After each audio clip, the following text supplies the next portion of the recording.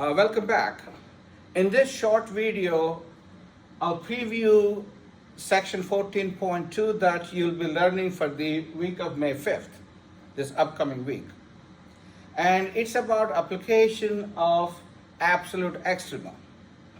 So we learned how to find absolute max, absolute mid for a function in the previous section using techniques of derivatives. Now we need to apply that for problems, application problems. And here's an example. Find non-negative numbers x and y such that x plus y is 90 and x squared times y is maximized. So here there's no function given to you, there's no interval given to you.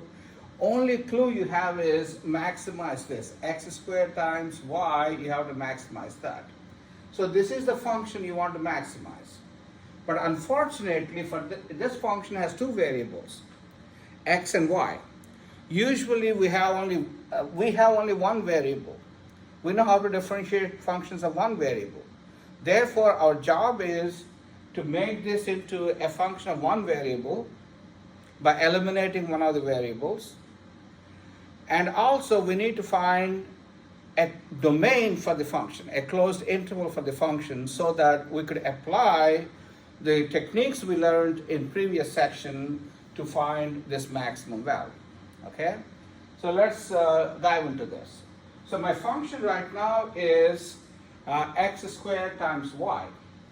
So I want to eliminate y.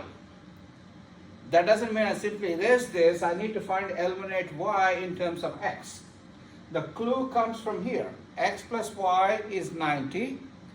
Therefore, x plus y is 90. That implies y is 90 minus x. Right?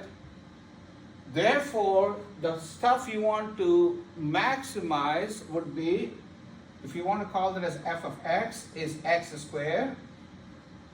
And instead of y, you write 90 minus x. So this is your function now, function one variable. Now, what's the domain of this? Now, if you look at this equation, x plus y equals 90, and you got to observe this is the key one. X and y are non-negative, so x cannot be negative, y cannot be negative numbers, and they have to add up to 90. On one extreme, x could be 0, y 90. On the other extreme, y could be 90, x could be 0. So the possible x values probably are in between 0 and 90. Okay? Therefore, we are looking at the interval 0 and 90. Okay? Those are the possible x values. And whatever x you pick, y is determined by this, 90 minus x. So basically now we have a function, a domain, and you want to find maximum value of this function.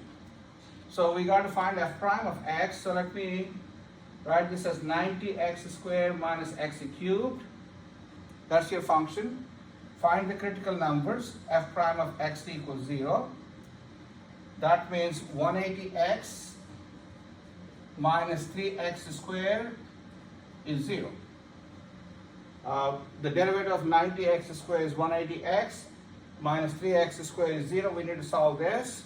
So if I cancel 3, 60x minus x squared is 0.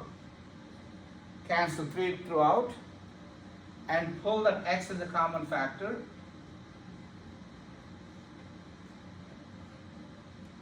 So either x is 0 or x is 60. And 0 is one endpoint, so that's not really a critical number inside the interval. So really we have to focus on the critical number x equals 60. Now if you look at the table, you have endpoints 0 and 90 and the critical number 60. These are your numbers, values, x values, and f of x. X values and f of x. So f of 0 is f of 0 is 0. F of 60 is, you put 60 in here, that's 60 square is 3600 times 30. 3600 times 30, and when you plug in x equals 90, again you get 0. Again you get 0. So obviously this is your maximum value. 360 times 30 is what? Let me quickly calculate that.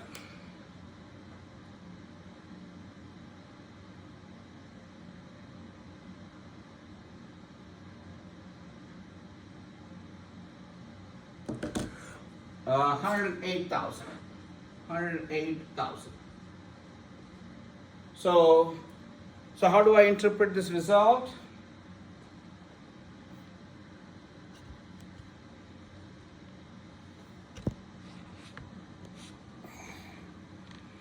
Probably you can't see this. This value is 108,000. Okay? Therefore, the way to interpret this result is this product is maximum when x value is 60, that means y is 30, the maximum value of this product is 108,000. So that is an application of absolute extrema. Okay? See you later.